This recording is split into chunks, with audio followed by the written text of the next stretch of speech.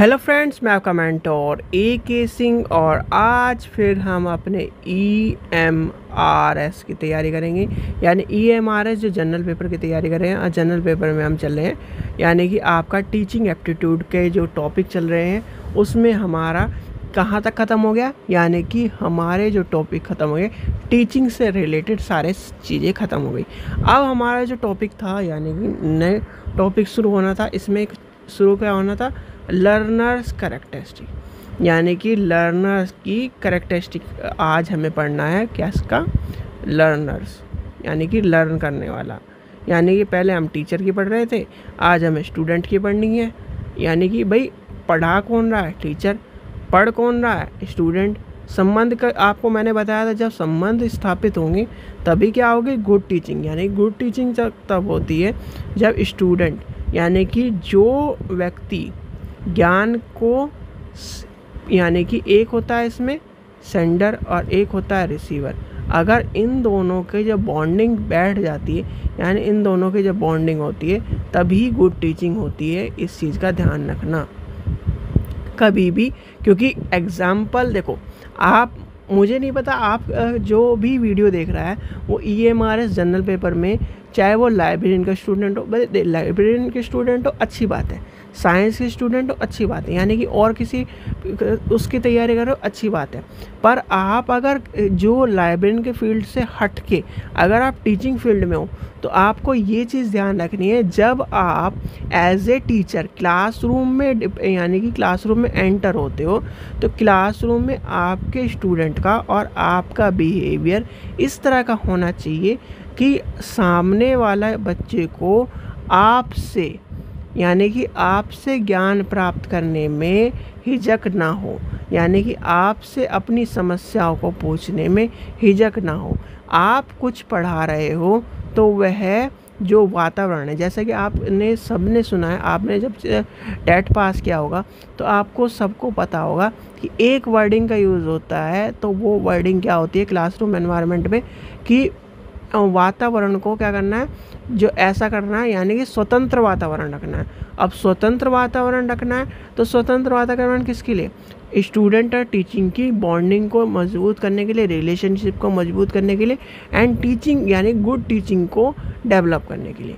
ये सब चीज़ें आपको, जो भी यानी लाइब्रेरी वाले स्टूडेंट इस सब चीज़ों को समझ नहीं पाएंगे क्योंकि उनके लिए ये सब चीज़ें नहीं है। और जो यानी कि जो इस फील्ड में है, जो इस फील्ड में टीचिंग के ज़रिए से इस चीज़ को देख रहा है, जनरल पेपर को देख रहा है, तो वो सब चीज़ें समझ रहा होगा। लाइब्रेरी वाले स्टूडेंटों के लिए इतनी चीज़ें खास है नहीं है, क्योंकि वो लाइब्रेरी के फील्ड में, यानी कि जब लाइब्रेरी के फील्ड में जब वहाँ पर रहेगा तो उसे वहाँ के संबंधों के हिसाब से, यानी लाइब्रेरी के हिसाब से स्टूडेंट एंड लाइब्रेरी का जो संबंध है उस हिसाब से क्या करना है, स्टूडेंट को मैनेज करना है। आपके स्टूडेंट को XYZ किताबों की ज़रूरत है, अगर हम लाइब्रेरी के हिसाब से लेके चले, आपके स्टूडेंट को XYZ की किताब की ज़रूरत है और आपने उसे कहीं ना कहीं से उपलब्ध करा के, या फिर उसका जो ज्ञान है उसको आपने अपने फ़ोन में या किसी भी तरह से आपने उपलब्ध कराया, तो जो आपके और यानी कि आपके स्टूडेंट और उसके आप में उसके जो बॉन्डिंग होगी, यानी लाइब्रेरियन एंड स्टूडेंट की जो बॉन्डिंग होगी वो क्या होगी, वो बॉन्डिंग मजबूत होगी। आपकी क्या होगी, जैसे आपके स्टूडेंट का बॉन्डिंग, कोई टीचर इस तरह का होता है कि हमारे पास बुक नहीं है, पढ़ना है पढ़ो, ये पढ़ना है तो जाओ, नहीं तो यहाँ से। एक वो होता है स्टूडेंट और टीचर का रिलेशन। एक वो होता है कि टीचर क्या करता है, अपने स्टूडेंट को बढ़ चढ़ के भाव देता है, यानी कि अपने स्टूडेंट को भाव देता है, और जो अपने स्टूडेंट को क्या करता है, अपने स्टूडेंट को यानी उसकी प्रॉब्लम को अपनी प्रॉब्लम समझता है। तो वो क्या है, वो है बॉन्डिंग, यानी कि बॉन्डिंग वही आपका सबसे बड़ी चीज़ है इस, यानी कि क्लासरूम में, इन टीचिंग एप्टीट्यूड में यही सब चीज़ें क्या है, सीखने की। अगर आपने वो सीख लिया तो ये जो किताबी ज्ञान है, किताबी ज्ञान क्या है, किताबी ज्ञान कोई भी हासिल कर सकता है, ठीक है। यानी कि किताबी ज्ञान जो है, जैसे हम हैं, यानी कि मैं B.Ed हूँ, M.Ed हूँ, ठीक है, B.Ed M.Ed हूँ, टेट क्वालिफाइड हूँ, ठीक है, ये मान के चलो, ये मेरे अलावा कई लाखों बच्चे घूम रहे हैं इस तरह के, जो बीएड है, एमएड है, टेट क्वालिफाई है, पीएचडी भी होल्डर है, पीएचडी होल्डर है एजुकेशन में। तो क्या है, यानी कि मेरे से भी ज़्यादा पढ़े लिखे पीएचडी होल्डर है। जब मैं मान के चलो मैं काउंसलर एक्स्ट्रा हूँ, यानी इसमें बीएड, एमएड, सीटेट, काउंसलर हूँ, तो क्या है एमए पॉलिटिकल साइंस हो, तो ये मान के चलो मेरे से भी ज़्यादा यानी पीएचडी होल्डर भी कोई ना कोई होगा। अब पीएचडी होल्डर यानी डिग्री क्या है, यानी कि वो कागज़, वो क्या कागज़ जो आपको प्रमाणित करता है, पर वो स्किल जो आपको जीवन के जिस डिग्री के लिए आपने क्या करा है, इतनी मेहनत करी, अगर आप उसके लिए बहुत सारे टीचर आपने देखे होंगे, बहुत सारे स्टूडेंट इस तरह के देखे होंगे कि डिग्री तो ले ली उन्होंने, पर अगर उन्हें 1 घंटा क्या 10 मिनट उन्हें क्या करें, यानी जैसे कोई बीएड का है या फिर कोई एमएड का है, यानी बीएड वाले बच्चों को क्या नाम 6ठी क्लास, 7वीं क्लास, 8वीं क्लास पढ़ाने के लिए कहा जाए, और वो क्या करते हैं 40 बच्चे 45 बच्चे मैक्सिमम मान के चलो हम 40 बच्चे 45 बच्चे हर क्लास में मिलते हैं, 40 बच्चे 45 बच्चों में वो क्या कर रहे हैं, वो पढ़ा ही नहीं पा रहे, उनके पास स्किल ही नहीं है, तो उस डिग्री का कोई फ़ायदा नहीं है। उस डिग्री का चाहे आप 80% हो, चाहे 90% हो, चाहे 100 में 100% हो, उसका कोई फ़ायदा नहीं। एक बच्चा 50% वाला क्या कर रहा है, उसकी स्किल यानी एजुकेशन स्किल जो उसकी टीचिंग स्किल है वो बहुत डेवलप है, और एक 100% वाला बच्चा उसकी टीचिंग यानी कि वो खड़ा होकर नहीं पढ़ा पा रहा। तो ये सब चीज़ें आपको क्या ध्यान में रखनी पड़ेगी, ठीक है। एक जो है ना, यानी कि टीचर ऐसा होना चाहिए, अगर आपके मुंह से ये आज आपको मैं एक चीज़ बताता हूँ, अगर आपके मुंह से गलत वर्ड निकलने वाला भी है तो उसको भी मोल्ड करके, यानी उसको भी ऐसे तोल मोल के घुमा फिरा के क्या कर दे, उसमें उस चीज़ को ला दे कि ये सब चीज़ें, वो कला आपको आनी चाहिए। ब्लैक बोर्ड पे इस तरह का जादू कर दे कि सामने जो बच्चे बैठे हैं वो आपके जादू से प्रभावित हुए, आपकी वाणी में, आपके शब्दों में इस तरह का जादू हो कि आपसे क्या करें, आपके पीरियड का क्या करें बच्चे इंतज़ार करें। तो इस तरह की कला आप में होनी चाहिए। तो चलिए अब टाइम वेस्ट नहीं करते, अपने टॉपिक के ऊपर चलते हैं। तो टॉपिक क्या है हमारा, यानी कि लर्नर की कैरेक्टरिस्टिक, यानी कि शिक्षार्थी। अब शिक्षार्थी की जो है क्या है, हमें क्या पढ़नी है, विशेषता से पहले शिक्षार्थी। अब शिक्षार्थी कौन होता है, यानी कि एक तरह से लर्नर कौन होता है, यानी कि शिक्षार्थी वह व्यक्ति होता है जो सीखने की इच्छा रखता हो, यानी कि अधिगम की इच्छा रखता हो, ज्ञान की प्राप्ति की इच्छा रखता है, उसे हम शिक्षार्थी कहते हैं। यानी कि जो व्यक्ति, जो छात्र, जो भी सीखने की इच्छा रखता हो, जो भी अधिगम करता हो, जो भी ज्ञान की प्राप्ति करना चाहता हो, उसे हम क्या कहेंगे, शिक्षार्थी कहते हैं। यानी कि आपको समझ में आ गया शिक्षार्थी किसे कहते हैं। शिक्षार्थी उसे कहते हैं जो ज्ञान प्राप्त करना चाहता है, सीखना चाहता है, सीखना की इच्छा करना चाहता है, ज्ञान की प्राप्ति की इच्छा रखता है, उसे कहते हैं हम स्टूडेंट या फिर लर्नर। ठीक है, यहाँ लर्नर बेटर रहेगा स्टूडेंट से अच्छा, तो क्योंकि हम लर्नर की बात करें। यानी शिक्षार्थी समझ गए। अब शिक्षार्थी की विशेषता की बात आती है, यानी कि शिक्षार्थी की विशेषताएं। ठीक है, सबसे पहली बात है शिक्षार्थी की विशेषता क्या है, यानी कि शिक्षार्थी की विशेषता क्या मान के चलोगे आप। देखो, शिक्षार्थी की विशेषता ये होती है, शिक्षार्थी क्या है, सीखने के लिए हर समय क्या है, तत्पर रहता है। यानी कि ज्ञान की प्राप्ति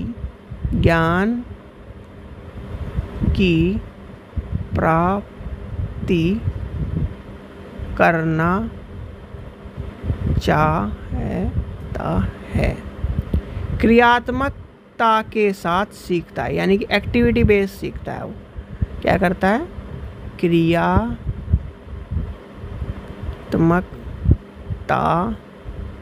के साथ सीखता है। क्या करता है? सीखता है। अनुभवों का उपयोग करके सीखता है। क्या करता है? अनुभवों का उपयोग करके सीखता है। आपने ये मान के चलिए, आपसे मैं एक क्वेश्चन पूछता हूँ, सभी ने साइकिल अपने बचपन में साइकिल चलाई है, ठीक है। अब आपने, जब आपको साइकिल चलाना आ गया, साइकिल को बैलेंस करना आ गया, तो आपने क्या, यानी कि बड़े हुए आपने मोटरसाइकिल सीखी। अब मोटरसाइकिल सीखी किसकी बदौलत सीखी? साइकिल की बदौलत। किसका? यानी कि अनुभव।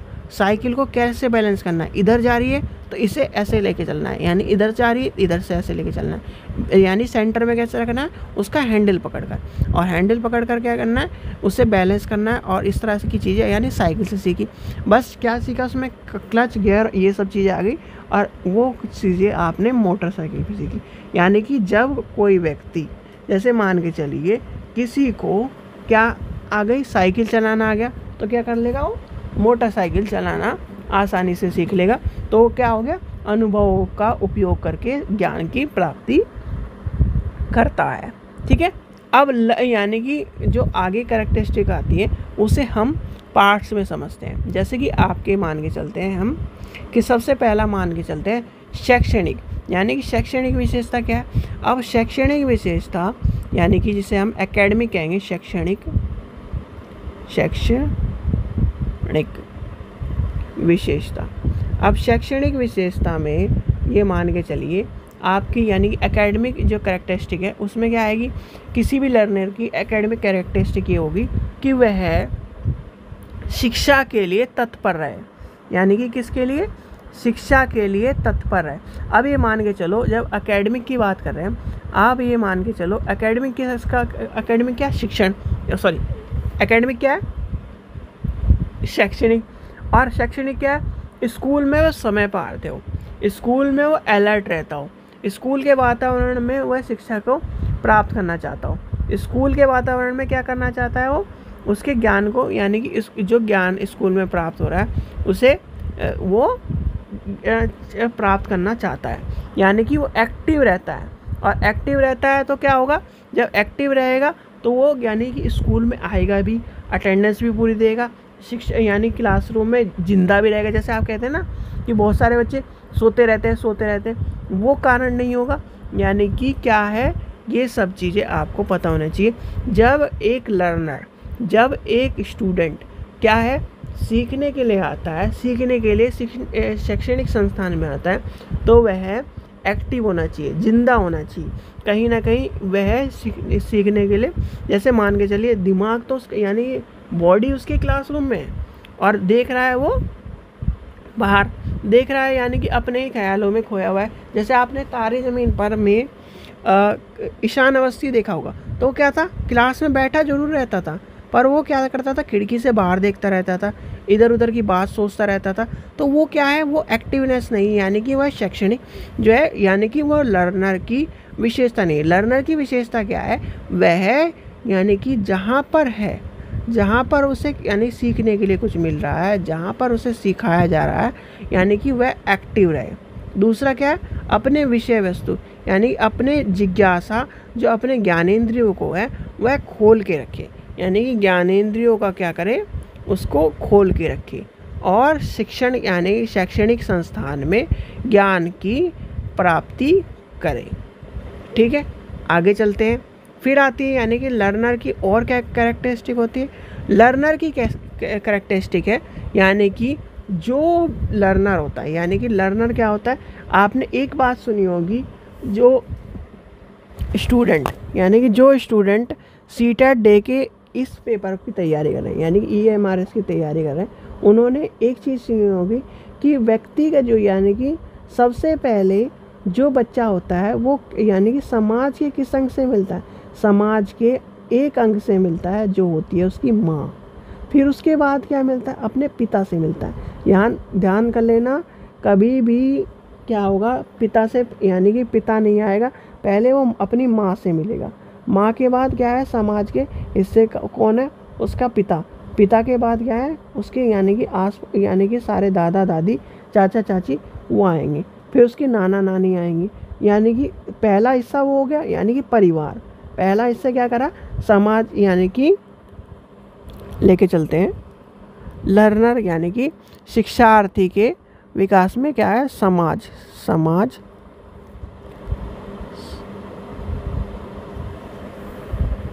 सामाजिक लिख लेते हैं एक तरह से, सामाजिक में सारे आ जाएंगे, सामाजिक विशेषता, ठीक है, सामाजिक विशेषता।